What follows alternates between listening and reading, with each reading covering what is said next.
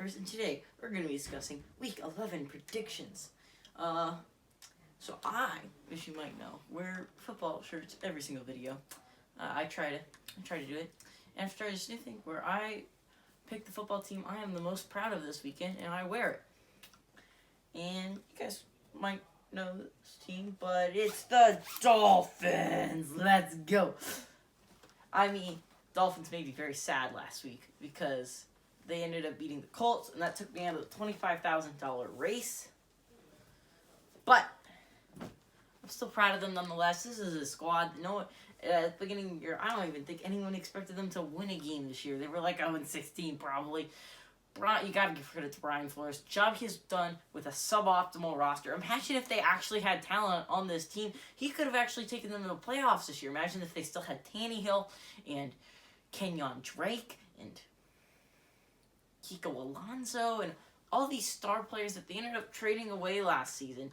I mean, imagine that defense with Minka on it again. Minka's been balling out with the Steelers. Imagine if he was on the Dolphins team. This Dolphins defense is playing fantastic football.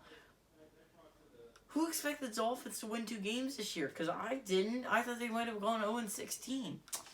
Gotta give credit to Brian Flores and the squad. Even though I'm sad because it took me out of running for $25,000, it makes me happy that they finally won a game. Okay, let's go.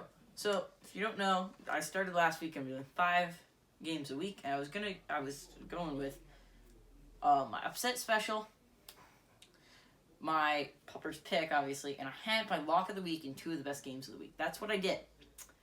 But I lost last week in my lock of the week. So I was wondering, this game I'm going to do the 3 best games of the week. But do you guys want me to continue doing lock of the weeks every week? Or do you want to get rid of that because, I don't know, I'm not in it anymore? I'll hopefully be back in it next year, but I went out because the dang Colts lost, but at least I wasn't alone. 90% of people I went out this week, so, I mean, it went from 25,000 to 2,000, so I'm happy with how far I made it. Okay, let's go straight into the picks. Let's start with Pupper's pick of the week. Why not? Why not shake it up, Adelaide? Why don't we shake it up, Pup? Okay, so Pup, I need you to look in my eyes. Tell me who's going to win the Jets-Skins game. The Jets. Wow, I picked the Jets. Who saw that coming? And she and I disagreed last week, and the Puppers got it right. Puppers, you're smart. But I'm going to disagree with her again this week. See, they played the Giants, and I agree. Giants aren't a very good football team. But Giants' defense is not good at all, okay? Redskins' defense, I beg to differ. That Redskins' defense has the potential to be amazing. Bill Callahan, although you might not like his coaching style for exciting football, he doesn't let the Redskins get blown out. It doesn't happen when he is the head coach. I mean, watch the Niners, one of the best teams in football right now, only beat us 9-0.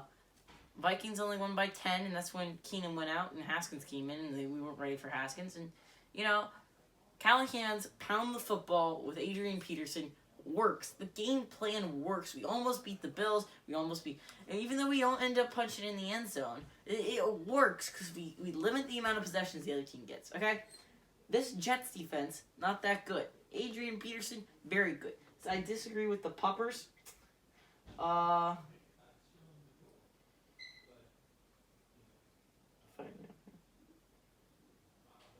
Skins are favored by 1, and I like that. It's going to be a very close game because the Skins and the Jets are both not good football teams, but I think the Skins stay alive in this playoff race by winning this game.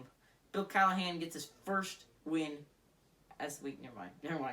He got his first win against the Dolphins. He gets his second win as the head coach of the Redskins. Okay, moving on. Upset special. Oh, man, did I miss last week. Oh, I thought Finley would play way better than that. That's what I expected from the Bengals defense, but Finley, you gotta step it up, man. You wanna get your team to start winning games, you gotta step it up. You gotta win offensive shootouts because you know your defense is gonna do absolutely nothing. Every time the other team has the ball, they're either scoring a touchdown or a field goal. You're lucky if it's a field goal. Jeez, you gotta put up points every time. This time we're going Cards at Niners. And last time I went with it, such a close game. I was so close to getting another W, but again, I failed. And this time, I think Kyler Murray is going to have revenge on the Niners. He's going to come out, he's going to ball out, and he's going to win this game for the Arizona Cardinals. Their Niners are favored by 11.5. Give me the Cardinals, guys. Cards. Let's go. Okay. Now we go with the 3 biggest games of the week. I think they're the 3 biggest games this week. Let's start out with the least of the 3. Okay? Cowboys at Lions. We don't know if Stafford's going to play next week. I mean, I'm hoping it because, Jeff Driscoll doesn't make him exciting football. Although he did keep his team in the game last week against the Bears, and they were so close to winning that football game. They have Stafford. They can win in a shootout, and that's what you need with the Cowboys. Because Lions defense, like it or not, is not that fantastic. They don't have a lot of playmakers. Jelani Tavai has proven to be amazing for them. I like that pick for the Lions, and I'm excited to see him ball out this week, but I think you got to win in a shootout with those Cowboys. And if Stafford's back, I like the Lions here, even though the Cowboys are favored by 3.5. Give me the Lions. Of course, we don't know if Stafford's going to play or not, but I'm still going with the Lions here. Now, moving on to the second most exciting. Jaguars at Colts, and Jaguars are staying alive in this playoff race. Minshew made them 4-4 or whatever, 4-5. They win as their bye week. Nick Foles is back, everyone, and I'm excited to watch him play. Anyone who saw Nick Foles the past 2 seasons knows that he can get his team to a playoff push. And I think that could happen again this year. Just if he plays so good at the end of the year to get his team to the playoffs, I love Nick Foles here. Nick Foles is a great quarterback, but Brissett's a game manager. Brissett can keep them in the game. Brissett's pretty good. To be honest, I think the Colts should keep Brissett next year. Don't draft a new quarterback, because we all saw Brissett is way better than Hoyer. Even though Hoyer had a pass interference ball that should have been called. But never mind, cross that. I really believe in the Jags here. Nick Foles is going to win in not win in a blowout, but a shootout. The Jaguars' defense is obviously going to be able to make plays because we're talking about Saxonville here, guys. We're talking about this defensive line that can put pressure on anyone. And we're talking about a Colts offensive line that, to be honest, is not that fantastic. But let's go with the Jags here. I like upsets. Now moving on to the most important game of the week. And I'm going to throw in another game here because there are 4 really important games this week. And I got to include them all.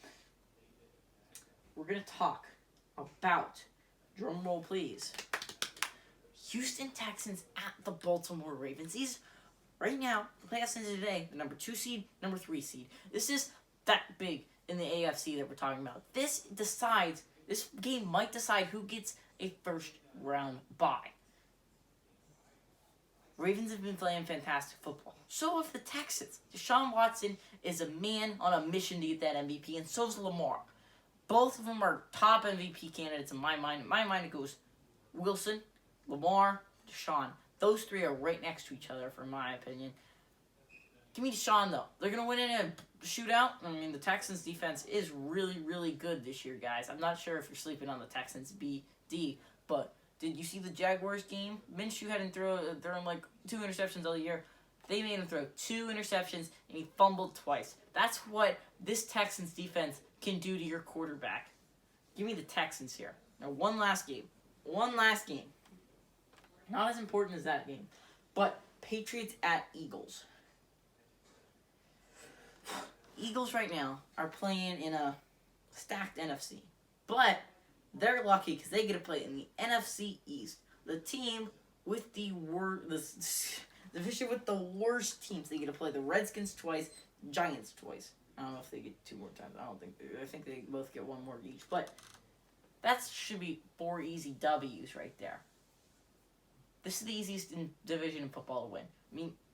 Cowboys are leading it technically right now, and they're barely over 500.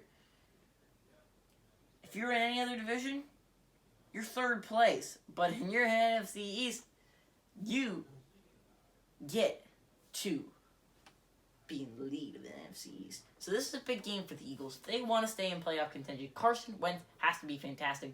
And we all saw the exploitations of that Patriots D. And Tom Brady looked human against that Ravens D. The Eagles D is just as good. Man, this Eagles defense is really good. Carson Wentz can win in a shootout, but I don't think it's going to be a shootout because that Eagles D can hurt Tom Brady. I'm going Eagles here. Hey everybody, this is GGB and Co-Host Peppers, and we're saying adios amigos.